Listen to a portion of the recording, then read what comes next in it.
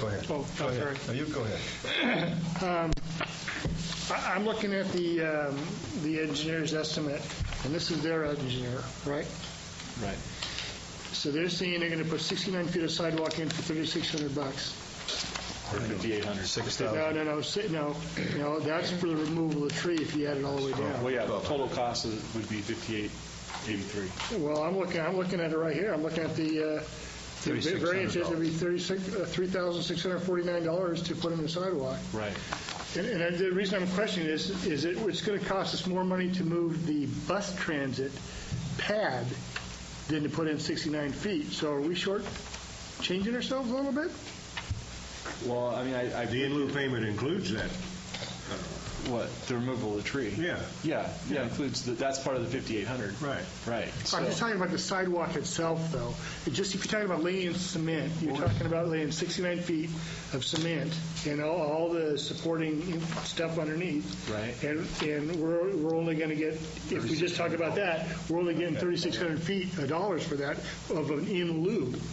I guess it would, if you and I went out and did that, it's going to cost me a whole lot more than $3,600 to lay 69 feet of sidewalk. Well, I mean, we would have to remove, I mean, as part of the project, we couldn't just be, based on ADA and based on, that tree's got to be removed. So that has to be included as Maybe I'm not articulating He's myself. talking saying, what about would the it cost to lay $3,600. 69 feet of concrete? Forget the trees and all that. Craig thinks it's a little low. 30 what? Yeah, $3,400 to $3,600 for 69 feet of sidewalk? That seems low. And curb. And curb. Yeah. Well, I mean, the estimate was reviewed by our city engineer as well. So, Oh. I mean, so it... so $60 a foot?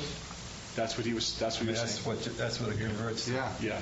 $60 a foot. So my question is that if we're going to take it in lieu because we're going to do something different, seems like we're shortchanging ourselves. Though I mean, I don't know what the cost is. But if you'd like, I mean, we can have our city engineer put together an estimate. That's one part of it. The second part is there any ADA compliance that allows you to have crushed gravel to the point so you can go around the curb with like a crushed gravel that's still ADA compliant? That would allow the absorption of water through it? There hasn't been anything that's been approved for ADA standards. There are materials to do that, but there's nothing that's been approved as part of that would be approved on the ADA.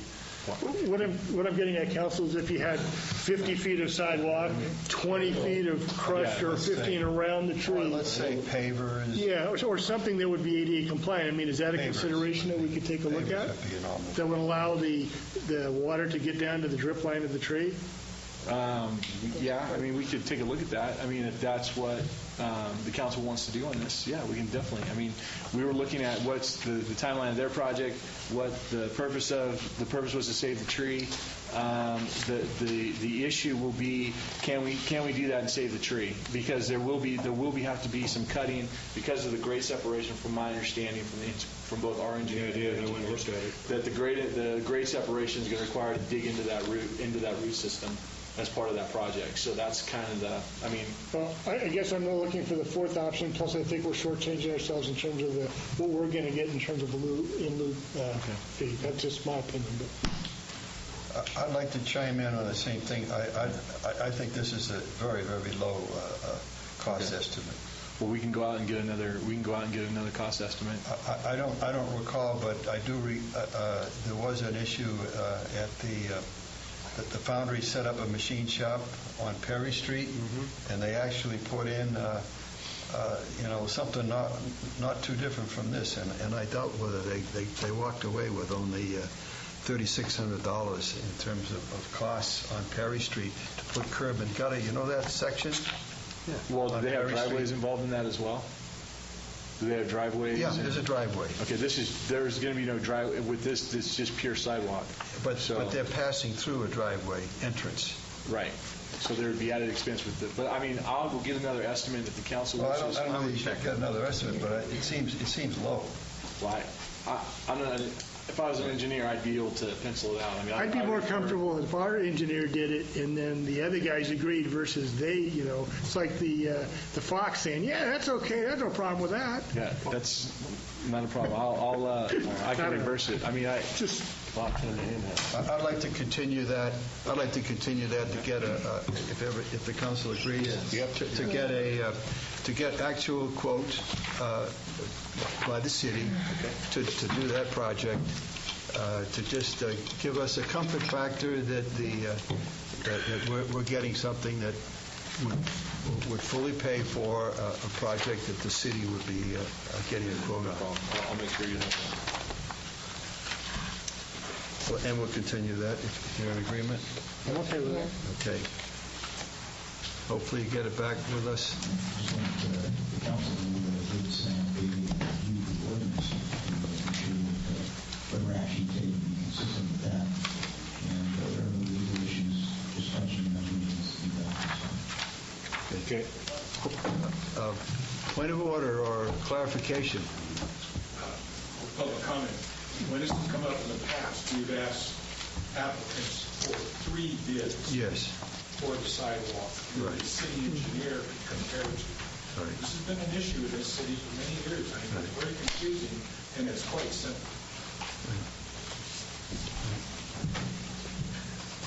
Okay.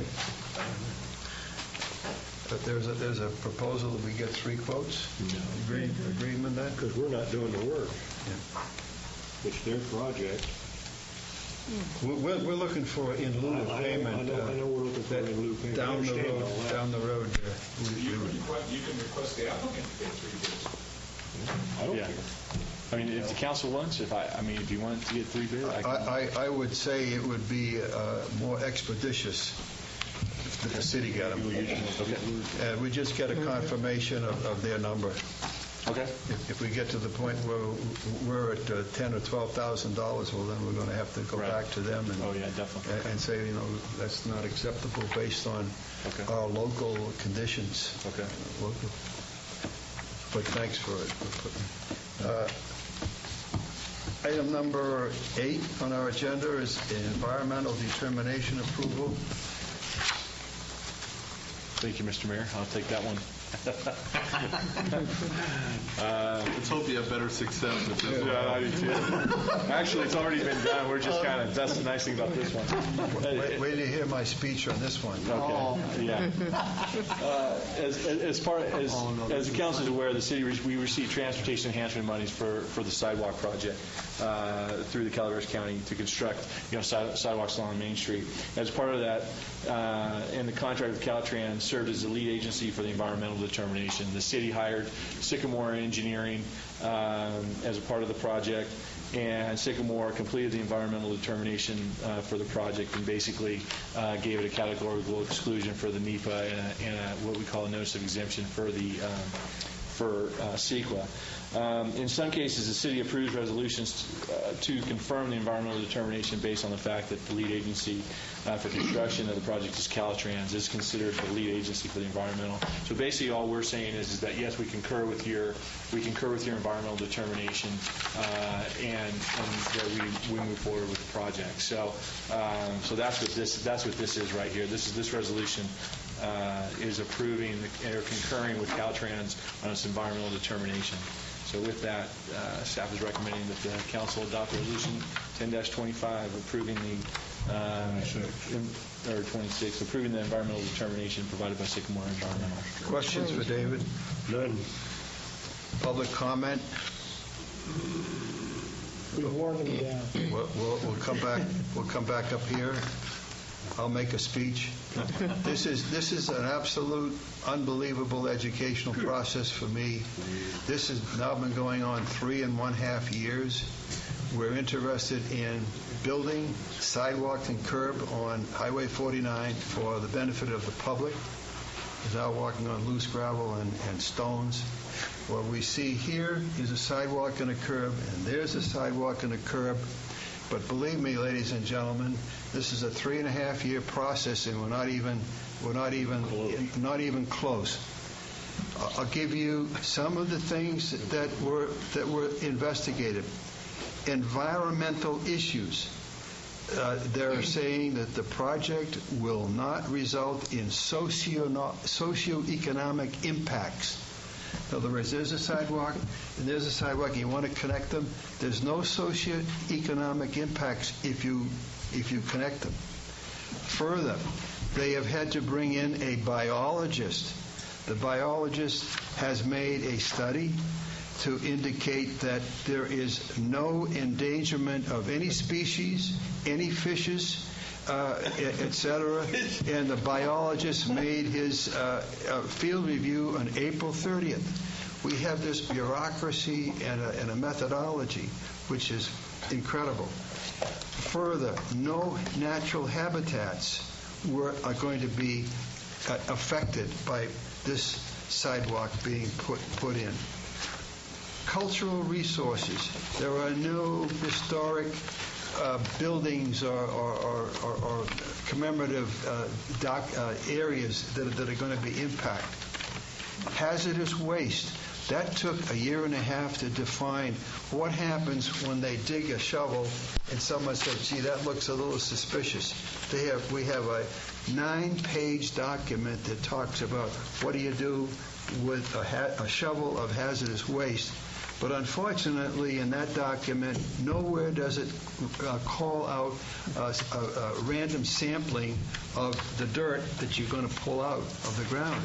But meanwhile, lawyers and engineers and biologists are being employed by us, our country, and our state is spending all of this money to build a connecting sidewalk. Air quality, right, that's all right. That's not impacted in a negative way. And water and stormwater. And I'll just conclude.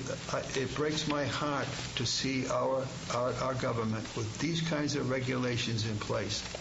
Now, right now, I would say that our state, these are grant monies, have spent probably $75,000 to $80,000 making these studies. I don't know how much this Sycamore study cost us, but we're about ready to spend another $100,000 for some additional engineering work, and it goes on and on, plus the time.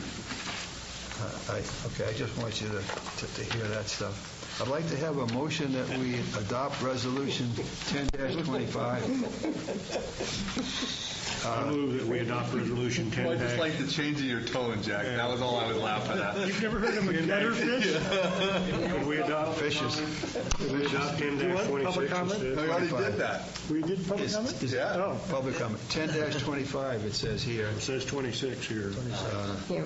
Mary, what is it? Is it 26 or 25? On the resolution, it says 10-25. Go with that one. All I know is that we're going to beer No, the sidewalk waiver was 10-25. So what are we, 26? 10-26. I'll be one or the other. You got me all confused now. I'd like to have a motion that we I make a motion that we adopt Resolution 10-26, a resolution approving environmental determination provided by Sycamore Environmental for the construction of sidewalks on State Route 49, funded with a TE grant. Second. Third. Motion has been made by Boating and seconded by Morris. No, by Either one. Downey. Your head drives the same thing. To adopt Resolution 10-26. The call for a vote. All those in favor, please say aye. Aye. Opposed? Abstained? Carries 5-0. Agenda item 9, Traffic Circulation Ad Hoc Committee. David. Thank you, Mr. Mayor. Before you tonight is really a kind of a direction of where we need to go. When the Traffic Circulation Committee, when it was originally put together, it was put together for a 3-year time period back in 2007. And the committee was supposed to be made up of 7 members, of each 1 council, 1 planning, and 4 members from different parts of the city, and 1 member representing business owners. The community bylaw stated that the area of concentration should include identifying arterials, collector, and roads as described in the bylaws. Well, basically, this committee was put together as part of the general plan. I mean, that was the major. When you look at the bylaws, the impetus for this program was to identify arterials and collectors and local roads for the general plan, which we did when we adopted the general plan in 2009. As a part of, but as the committee has grown, we've done a couple of other things as well. We've updated all the legacy streets, and we've got those mapped out now. We have basically completed a parking analysis in the downtown, in findings that we are a little deficient down there. And we have also been a major impetus for the transportation mitigation fee program, making comments, and as well as updating the parking standards code. And basically, based on the regional guidelines, the committee has completed most of the areas except for the development of the circulation guidelines, and those are things. That's kind of a vague thing that kind of got started and legacy streets kind of grew out of, but we never really brought that all together.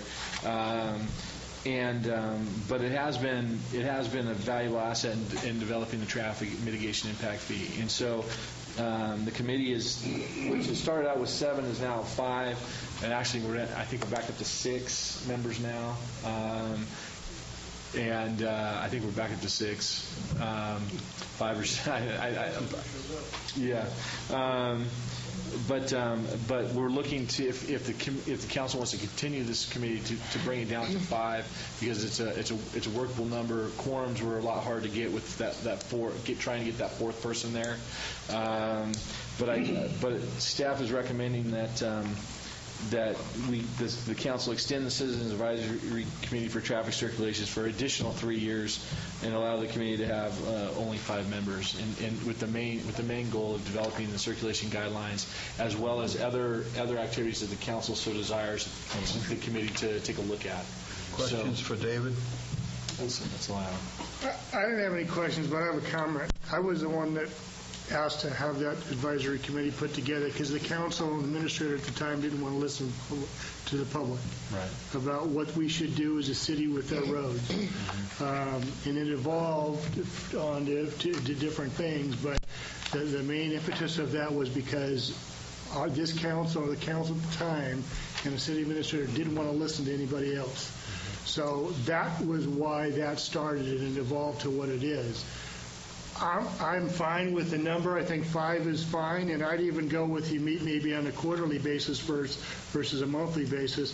I think maybe their usefulness has kind of wound down a little bit over the years because of the general plan thing. I think there's still some good that could become of it, but maybe not as often as you folks meet. I mean, that's your decision, but I'm okay with 5. But I'd even go quarterly versus monthly.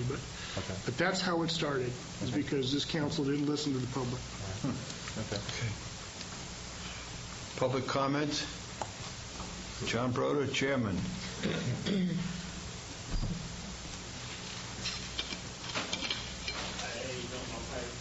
You put a lot of time on it. I'd like to have give an opportunity to the whole council in terms of I think it's been worthwhile. your service. You want to say my name and address again?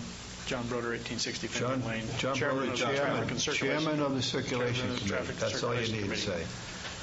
You don't care where you live. I think it's been useful. We've met a lot of times. I think we spent probably the most time, and the most fun I had was walking around town with Paul and Jack Johnson. We walked the full length of every street in town, measured it every 100 feet for width, and comments as to the terrain on either side, which went into the map that is now updated because the maps were wrong. Streets were named wrong. They went in different places than they did. The map showed them going places they didn't go, blah, blah, on and on. So that's all been straightened out. So now we know the names of our streets and where they go. What are your comments relative to size? To the size of the committee. The idea was with four sections of the city, a representative from each of the 4. That never council happened. member, planning? I don't think that was really important in the end, that people came from different portions of the city. I think they all worked together irrespective of where they came from. How about the business owner? That was another criteria. That was another. You had one for a while, but you have Yeah. not been able to get, No. despite all the things that we hear from the business community, or hot button issues come up, No, here's there were- something that's very, very important, the transportation and parking and circulation. There were several that showed We've not had interest maybe, but success in never getting showed up. any business participation, which is a disappointment. It's a disappointment. I don't think that it really affected what we did at all. No. The only thing that we were asked about as far as a business was the parking issue in front of the Mercantile. They wanted a 15-minute or 20-minute zone, but that was the only thing. I think one thing that's disappointing is that there were several recommendations made to the council, and they were never carried out. One of those was the landscaping of the Y on Monteverde Street where it bumps into Stockton. Nothing was ever done about that, and that was all initiated by a public complaint about the barrenness of that area. Why haven't we? I don't know, it never did go anywhere. Huh? We're looking at that right now. Yeah, that's right. Yeah. That's right. Last infrastructure. And what's the other one that we haven't done? I can't. It slipped my Our mind. job. I can't think of it right now. Okay, when you think about it, let us know. Yeah, Because the Monteverde one was probably the biggest one. we do want to give the support to... Yeah. All right. We have a proposal. Any other public comments? Okay, we'll bring it here, and we have a proposal to go for 3 years and change the membership. I'd like to have a motion. Sure, Mr. Mayor. I make a motion that we maintain the Citizens Advisory Committee for Traffic Circulation formed in January of 2007 to provide the City Council input on circulation improvement projects, and we limit that to 5 members. Is there a second? I'll second. Motion been made by Councilmember Downey, seconded by Councilmember Morris, that we extend the Citizen Advisory Committee for Traffic Circulation for 3 years and change the membership to 5. All those in favor, please say aye. Aye. Opposed, abstained, carries 5-0. Item number 10, zoning ordinance amendment. David Hannum, Planning Director. We saved the best one for last. This is the first reading of the large format retail. Again, just kind of give some quick background. Approximately a year ago, the city was approached by a large, well, now it's been a few years ago now, regarding large format retail developing in property in the northeast portion of the town, or northwest portion of the community. At that time, staff, the interim director, with the help of 2 planning commissioners, put together a PowerPoint to kind of look at issues that large format has. And then over the course of the last year, working with the Planning Commission, we put together the technical committee to put together ordinances to regulate large format retail. I included some of the cities where we researched that had ordinances that we got some of the information from. That included Atascadero, Stockton, Manteca, Turlock, and Anderson. Most of the small cities that we looked at didn't have large format retail ordinances, and so we chose bigger cities that addressed them. Once we did that, as part of the process, the Planning Commission wanted to cover. As we were going through that process, we were finding that a lot of these large format retail also have outdoor displays and sales, and so which took us a little longer to get it to this level, and so we kept it a little longer to kind of outline what we want the council to look at as part of outdoor displays and sales and those types of things. At the regular Planning Commission meeting, the commission directed staff to use templates from other cities. And then on July 8, 2010, the Planning Commission approved Resolution 2010-9 recommending approval of a zone ordinance text amendment to Section 17.30 of the City of Angels. I mean, we can go into part of a lot of the analysis tonight, but I mean, the main reason is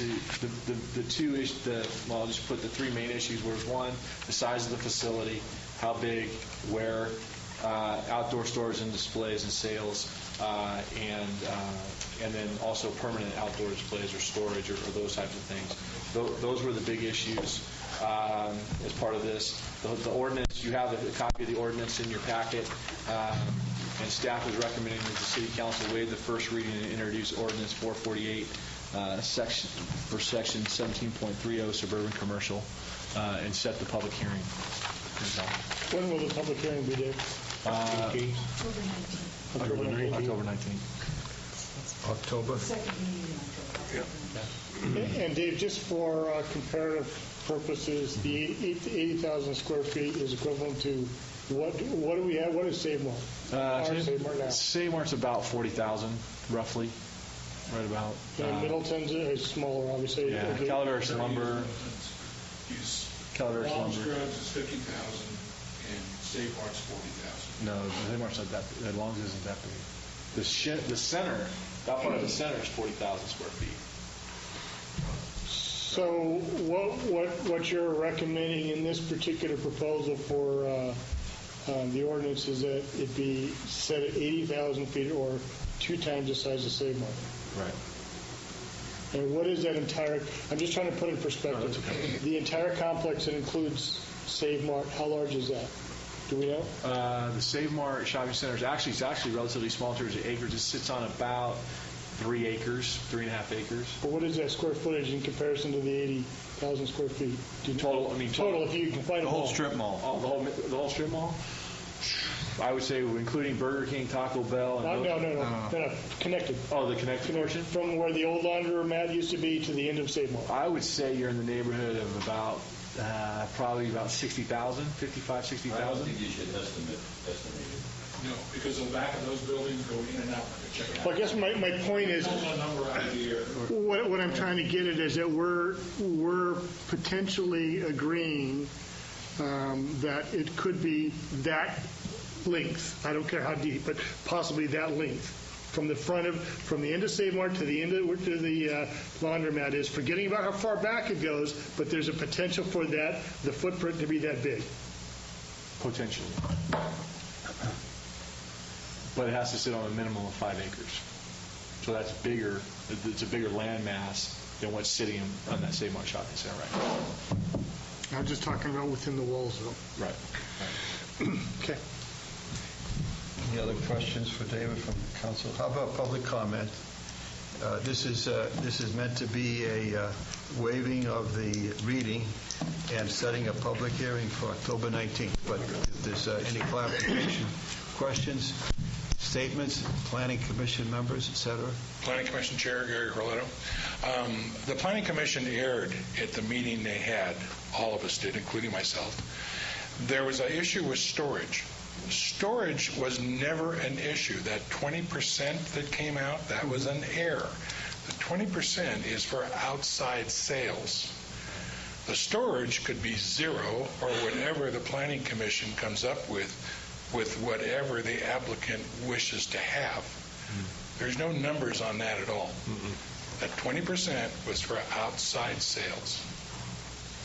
So, Gary, are you saying that we need to include with storage?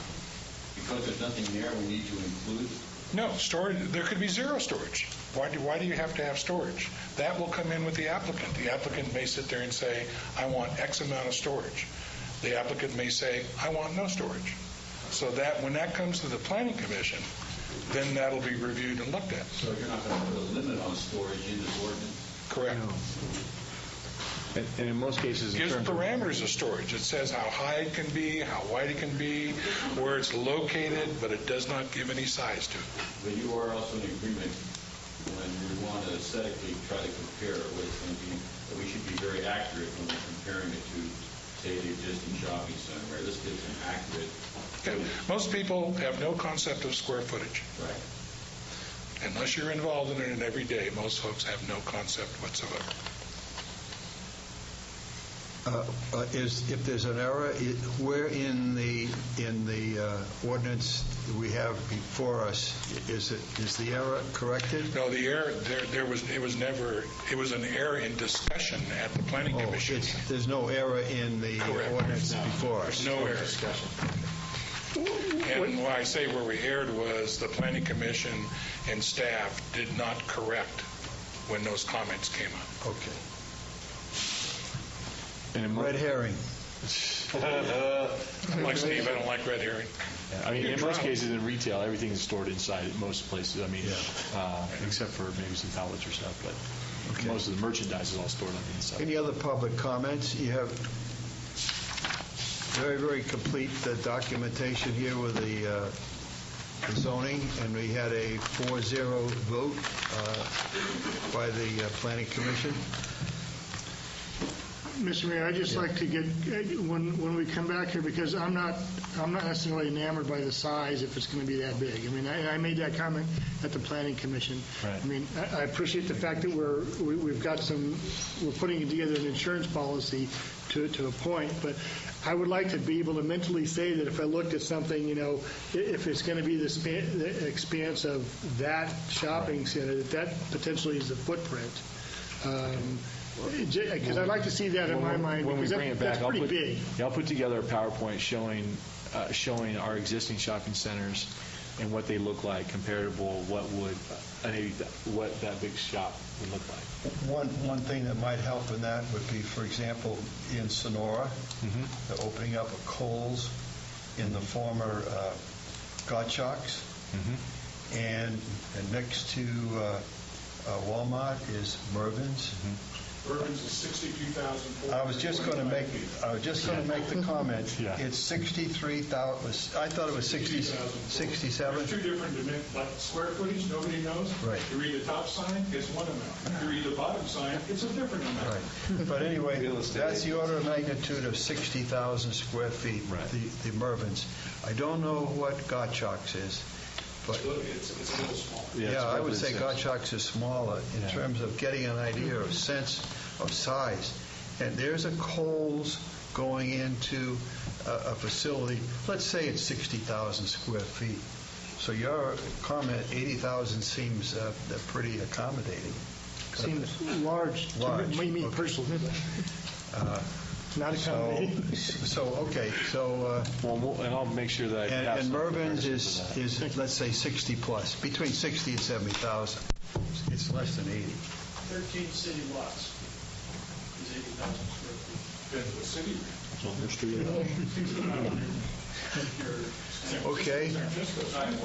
We're asking for public comments. Just one question. When we have these public hearings, the 80 square feet can be changed based on dialogue and majority? That's the recommendation. That's a possibility. We can't do it tonight because we're waiving the reading, but And I think it's going to We would have a- help the public to see what it look like. And why don't you bring back those dimensions from Kohl's and stuff like that? Yeah, I mean, I'm going to take a look, and also what I'll try and do is put a presentation together that at least shows you what we have as our existing shopping centers and those types of things. So you something get an that idea. people are familiar with locally. Superimpose it on our existing one if you could. It'd probably be helpful. I'm going to try and do. I'll try and do that. Accepted because the City Mall is long and narrow.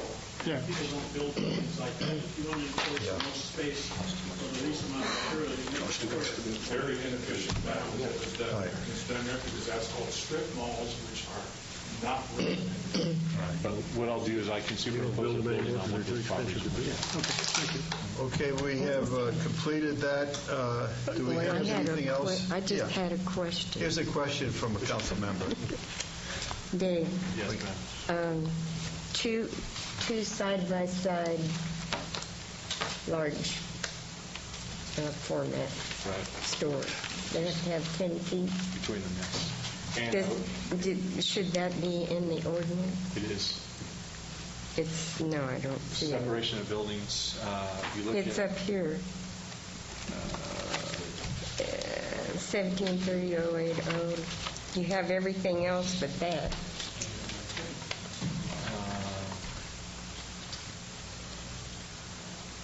There's no Between page buildings on number. 17.30.070 on the second page, about Yeah, two-thirds. but then down here on large format retail, it doesn't It Oh, I doesn't see have what that. you- I'm just asking if that should be down there too. No, I mean, the site development standards is part of the service commercial zone district, so they have to meet, even though we've set separate in terms of lot width and some of those, they still have to comply with. This the other- one up there. Yeah, the other one as well. That's all. I just wanted to know. And they have to have an additional 5 acres, so they would have to have at least another 5 acres. And you could have an accordion door combining the two of them, right? True, yeah, if you approve it. Any other comments? We've introduced 448, waiving the reading, and we're setting the public hearing for October 19th. Yep. Richard, anything other technicalities on that one? No. Okay. I do need a motion in a second. I'll move that we introduce ordinance number 448, an ordinance amending Title 17.30 Suburban Commercial District of the Municipal Code, waive reading and set public hearing for October the 19th, 2010. Is there a second to that? Motion's been made by Jack Boating and seconded by Craig Turco that we waive the reading and set the hearing for October 19th. All those in favor, please say aye. Aye. Opposed? Abstain? Carries 5-0. Looking at a calendar.